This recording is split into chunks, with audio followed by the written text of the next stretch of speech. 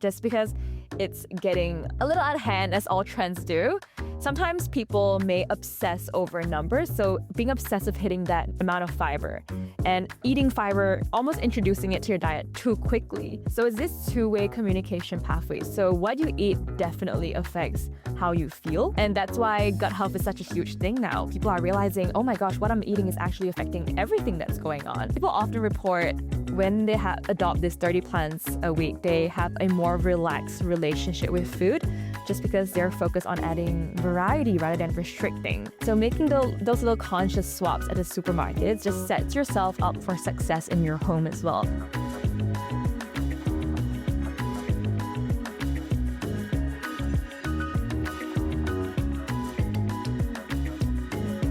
Welcome to Healthy Families with Healthy Food Guide. I'm Jenny DeMontalk, Managing Editor of Healthy Food Guide magazine. And I'm Min Saw, accredited practicing dietitian of Healthy Food Guide. So nice to have you here today, Min. We've got an interesting show coming up. This is another one of our special episodes. And what I wanted to talk with you about today and get your expert advice on is this trend of fibre-maxxing that I see popping up everywhere. And I have to say, it's something I'm pretty excited about. I don't know, it's a big TikTok trend. And following on from that is this other topic of getting 30 plants a week.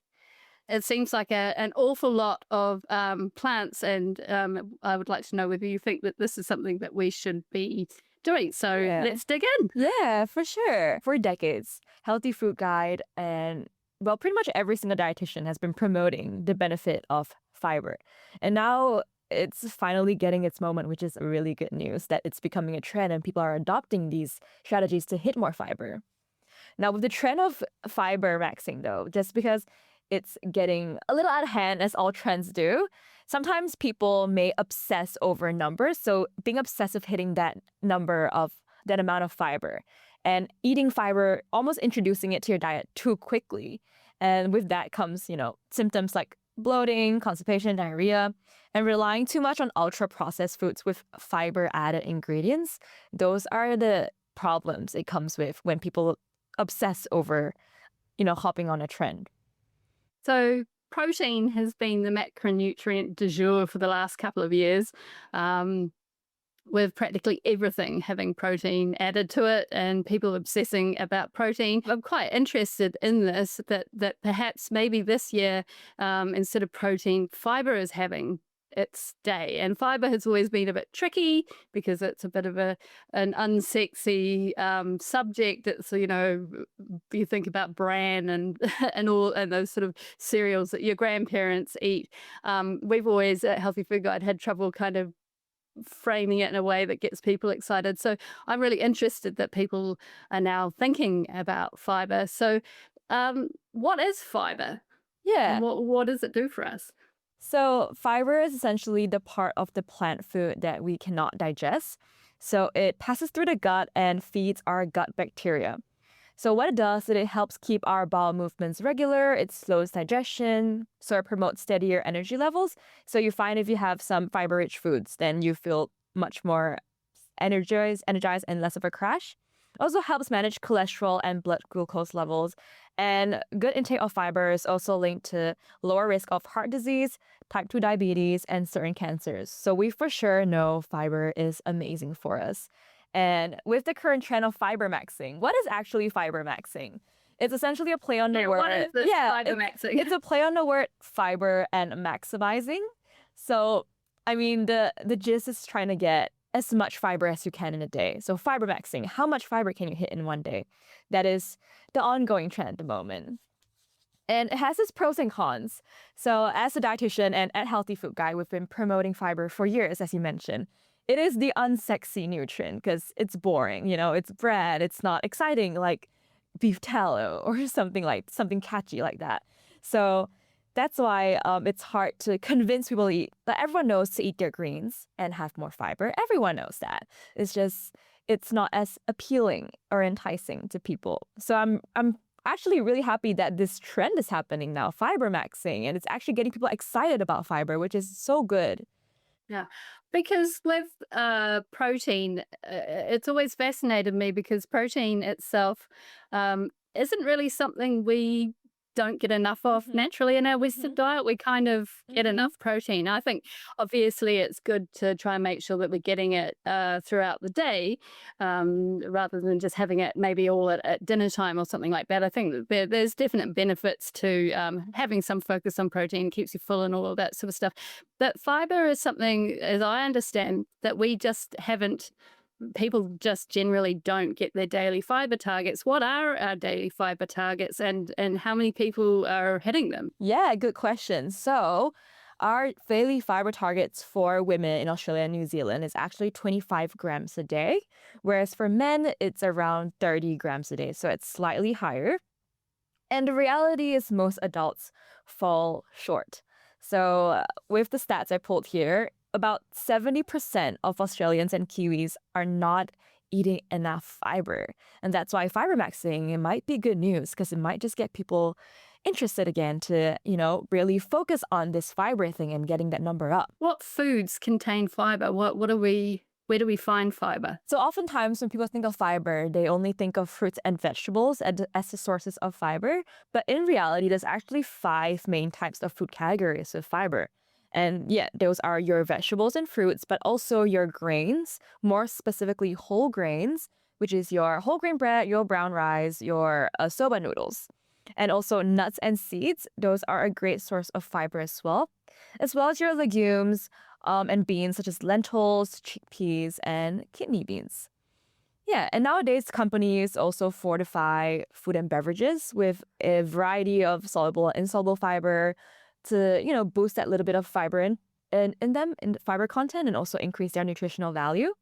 And these are, you can see them on food packaging labels. They are your inulin, the acacia gum, or resistant maltodextrin. Okay, so this is a bit, I guess, like the protein that we're seeing everywhere. It's like protein bars, protein popcorn, protein ice cream, whatever. So they're actually adding fiber to Hmm. processed products, I Hmm. suppose, to Yeah. increase that.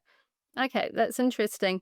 So what are the types of fiber? I understand, you've got there's a bunch of different kinds of fiber that have different roles. Is that right? To simplify it, we break it down to two types, which is insoluble and soluble fiber. The insoluble fiber is the one that helps kind of make your GI tract go a bit smoothly. So it kind of helps you digest things a little bit better. And with that, it's really important to drink enough water because water works well with fiber and it does work well together to keep those bowel movement regular. Yeah, you can't have fiber working without water. So that's really key. I think a lot of people forget having them work together is really important. And then we have the soluble fiber, which adds bulk to the stool. So if you have some diarrhea going on, maybe your dietitian would recommend having some bananas or some sweet potatoes because these are the soluble sources of fiber that adds bulk to the stool. So it's more regular, yeah, to improve the regularity of the bowel movement. I've been hearing about something relating to fiber called resistant starch. What is resistant starch, and what do we find that in? Yeah, so resistant starch is kind of a process starch goes through to get to a fiber-like structure. So it happens when you refrigerate starchy foods. So if you cooked rice and refrigerate it or pasta and refrigerate it, when it's cooled down, these, I guess, particles go through something called retrogradation and it kind of changes the structure a little bit and it increases the amount of resistant starch in these carbohydrates, which lowers the carb amount of these foods and essentially is better for your blood sugar levels. So for someone with diabetes, a good hack would be, refrigerating your rice before having it or making fried rice because that just changes the composition of the rice a little bit and it's just better for your blood sugar levels. So eating cold potato salad, cold pasta salad, and maybe cooling and reheating rice, you'll get more benefit than you would just eating the Yeah. rice straight out of the Yeah. rice So cooker. even after Interesting. you reheat it, so even after you chill rice and you reheat it, it's still gonna have the resistant starch. It's not gonna go back to normal. Yeah, so don't worry about having to reheat the rice after you chill it. Brilliant. So with fiber, I mean, what does it do? I understand that it helps promote your gut health. So beyond just like having regular bowel movements, which is I think what we usually associate with it, it's food for gut bacteria, isn't it? Can you explain a little bit about that? Yeah, so fiber is much more than just keeping us full or, promoting regular bowel movement. It's also really good for our gut microbiome, which is, our gut's kind of little world in there. And what it does is it produces these anti-inflammatory compounds and just gives us a wide range of health benefits just because different types of fiber feed different bacteria in our gut. And when we're eating this variety of fiber, it's feeding the different types of bacteria. So it's essentially thinking of a team, like a team in your gut. You're having all these different team players rather than just having one star player. And if that one star player gets injured or wiped out by some antibiotics, maybe your gut is, kind of not as well off. Whereas if you have these different team players that have their own skills or different benefits, we have that well-roundedness and just the diversity of microbiome that keeps our gut healthy. So we don't have to stress about one player falling sick because we do have that wide range of it. Yeah, does that make sense? Okay. Yeah, that makes sense. So basically, these foods that you're eating that have got fiber in them, you eat them, and then your gut bacteria has a go at them as well. They eat them and do what they do, and have more sort of fiber that you're feeding them. The more variety you're going to have of gut bacteria, which gives you benefits because if some of them get sick, you've got these other backup ones, and the more variety, the better. Yeah, and the gut is often called the second brain just because our gut and brain actually have this thing called the gut-brain axis. And it's a two-way communication pathway, and they're always talking to each other. So you find sometimes when you're stressed and your mind's just not in the right headspace, your tummy, you get butterflies or you get bloated or you feel nauseous. And that's just because your brain is sending signals to your tummy saying, oh, I'm not feeling good. And that's why your tummy is also not feeling its best. And it goes both ways, like when we're hungry or had too much food. It sends a signal back to our brain saying, oh no, like, let's go get some food. I can't focus anymore, or I'm feeling so sluggish. So it's this two-way communication pathway. So what you eat definitely affects how you feel. And that's why gut health is such a huge thing now. People are realizing, oh my gosh, what I'm eating is actually affecting everything that's going on. So they're being more conscious of what they're putting in their bodies and really focusing on improving that gut health. And with that gut health, what we've known for years is fiber. Fiber is amazing for our gut, and getting a variety of it makes a happy gut, which gives a happy mind. You mentioned some of the benefits of fiber. Obviously, it's really good for our gut health, keeping a healthy microbiome. It keeps us regular. Um, what does it do? What's this link between chronic disease and fiber? Does it help with cholesterol? Is that right? Fiber is just really good for us. It has just so many health benefits. It reduces a lot of risk of chronic diseases. It improves immune function, reduces inflammation, and it's just better for our metabolic health. So like I mentioned with cholesterol, fiber actually helps reduce the bad cholesterols in our diet. So if someone with high cholesterol, it would be important for them to be mindful of the amount of fiber they're having, just because having that extra fiber will help reduce that risk. For someone with diabetes, it's also important to have that fiber throughout their day, just because it helps stabilize that blood sugar levels and prevent the spikes. So fiber essentially is like an amazing nutrient that everyone should be having more of. So fibre-maxxing, then you'd think would be a good thing. What are people doing to fibre-max? On social media, it's obviously a trend. What are they actually doing? Well, what people should be doing is really focusing on the 5 food groups, like I mentioned before, and getting a good range of types of fiber in across all these groups. Just because, like I mentioned, different types of fiber feeds different gut bacteria, which makes a happy gut. That's ideally what people should be doing. However, with all trends come downfalls, and sometimes people get too obsessed with it. So what essentially fibre-maxxing is counting how much fiber you can hit in a day. And some fruits and veggies actually don't contain as much fiber. So people are resorting to fiber-enriched products, like I mentioned earlier. And these products are usually, processed and manufactured and fortified with extra fiber. And essentially what people are doing is they're introducing fiber too quickly into their diet, which has its downfalls just because when you're eating more fiber, it should be a gradual increase into your diet just because it helps your body tolerate it a little bit better and process it a little bit. As I said, fiber is not something that's digested. So if you're like pushing all this fiber into your body without giving it time to process it, it goes, oh my gosh, what's happening? Yeah, so what people are actually doing now is introducing fiber too much too soon and obsessing over hitting that number instead of what's actually good for their gut. So it's not exactly the ideal scenario. Yeah, so relying on a lot of ultra processed foods with fiber enriched ingredients is what a lot of people are doing right now. Right. Yeah. And I mean, I guess that's always the trap, isn't it? I mean, I'm really pleased to see that people are taking an interest in fiber, but it's like anything. Just do it sensibly. You just eat more fruit and veg, eat your whole grains, but maybe don't go too heavy on the ultra processed things. Have got loads of fiber added to it, and introduce it slowly if you're somebody who hasn't had that much fiber in the past, but you're wanting to get up to hitting your daily targets. Just introducing it slowly and drinking water along with it. That's what Yeah. I'm hearing you Yeah. say is, yeah. Sure. And with fiber, we want to prioritize the 5 fruit groups, like I mentioned. And some easy ways would be aiming for half a plate of veggies on like my plate model, aiming half a plate of veggies when you're having your meal and leaving the skin on veggies when you can. So washing them thoroughly and then leaving them on will add that extra bit of fiber. And if it's like an apple, it's so fine to have the skin, or a kiwi fruit.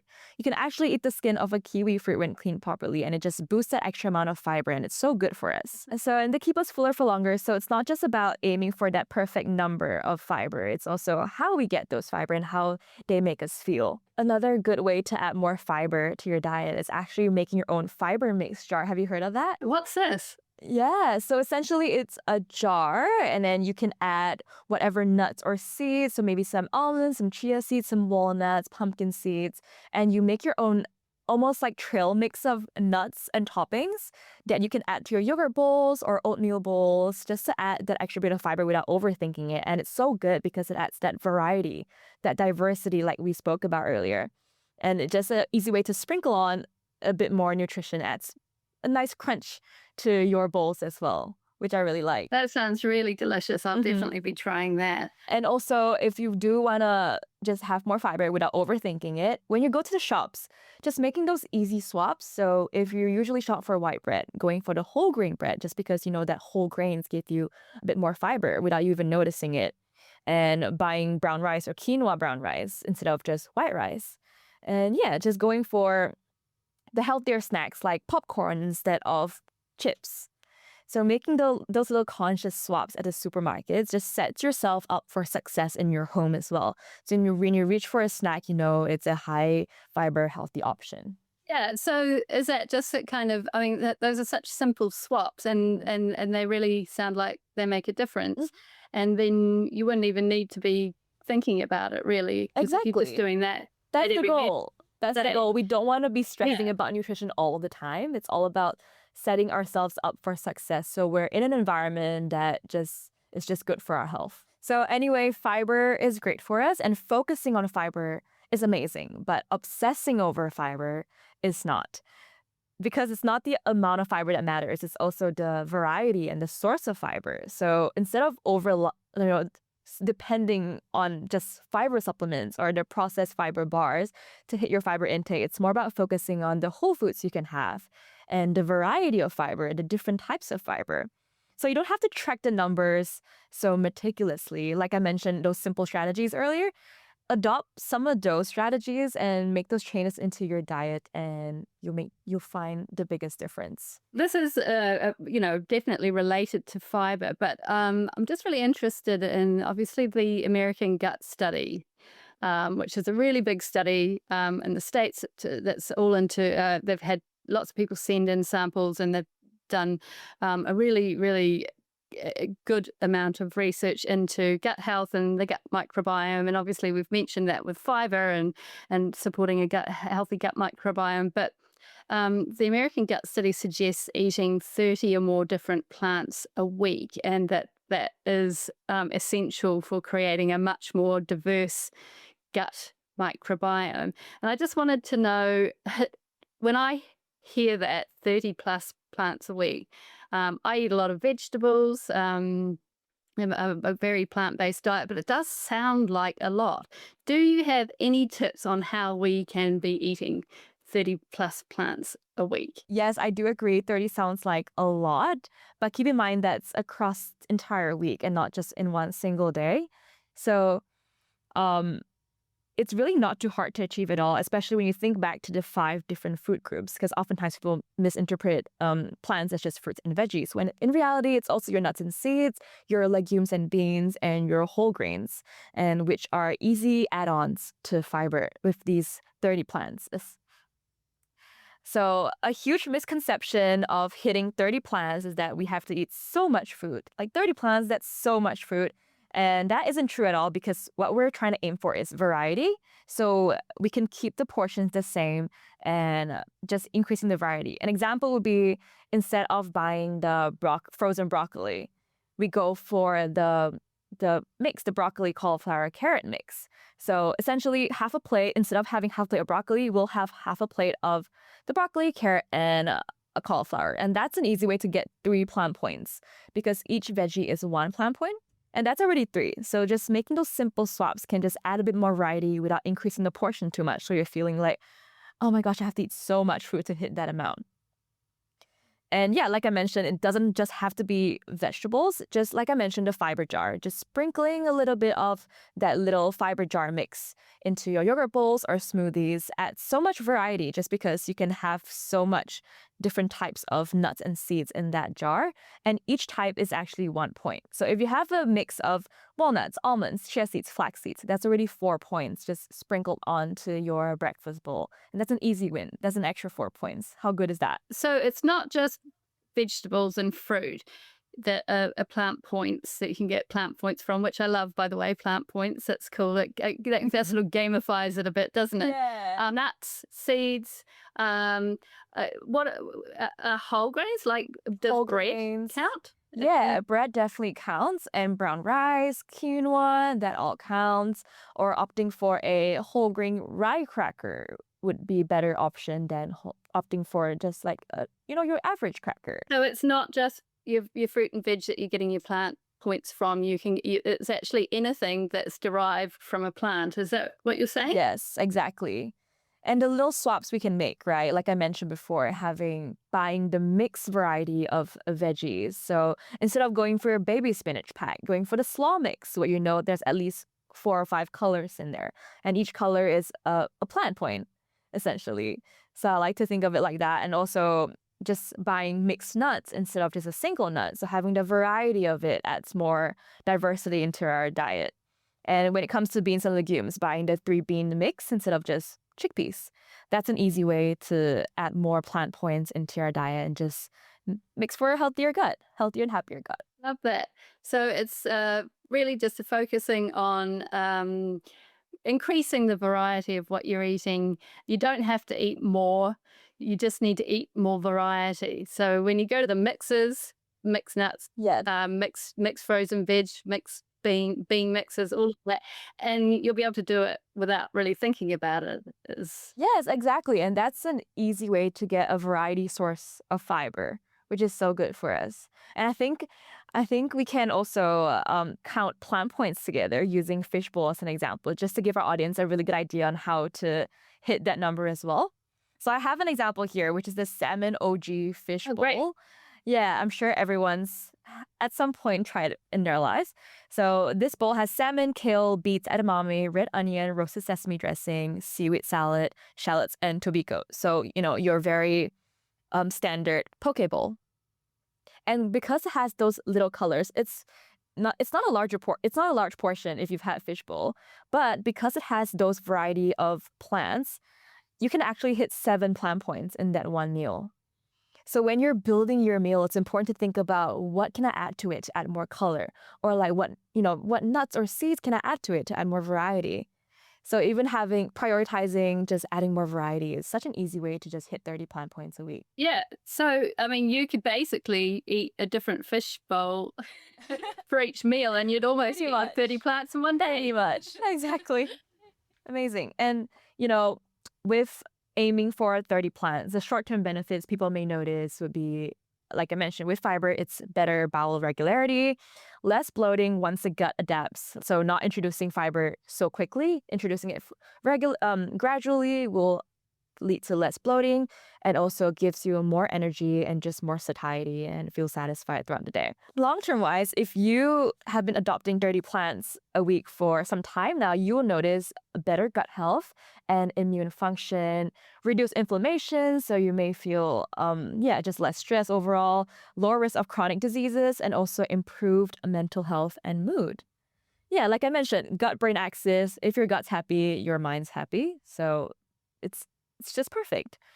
And people often report when they adopt this 30 plants a week, they have a more relaxed relationship with food just because they're focused on adding variety rather than restricting. So they're always thinking about adding, not restricting. So what can I add to this meal to just make it a bit more nourishing, a bit better for my gut? And with that mindset comes that flexibility with food. And also, you're just focusing on the right things rather than fixating on the wrong things. So it makes food more enjoyable and less boring, more colorful and happier. Beautiful. I love that. I think it's so important. And it's such a positive spin of what can we add? What can we, that's that sense of abundance. What can we add more of, rather than what do I need to cut out? This food's bad, food's bad. I mean, it sounds like it's not just healthy for your gut and for your body, but also for your mind and your relationship with food, which 100%. is beautiful. 100% spot on. Okay, well, I think that about wraps it up for today. Thank you so much, Ben. That's been really interesting and so informative. And I really hope that people have learned a little bit more about what fiber is, what it does for your health, where to get it from, and also maybe if they're going to give fibre-maxxing a go, they also might like to try getting 30 plants a week, because it doesn't need to be that hard from the sounds of it. Yeah, just remember getting fiber, focus on getting it from whole foods, getting a variety of it, and also drinking enough water with it. These 3 are the main things you have to remember. Perfect. And for getting 30 more plants, just go for all the mixes and eat bowl food. Exactly. Okay, well, if you were interested in this topic today, we talk a lot about fiber at Healthy Food Guide and about how to get 30 plants a week. So if you want to find out more, head to healthyfood.com or pick up the latest issue of Healthy Food Guide magazine.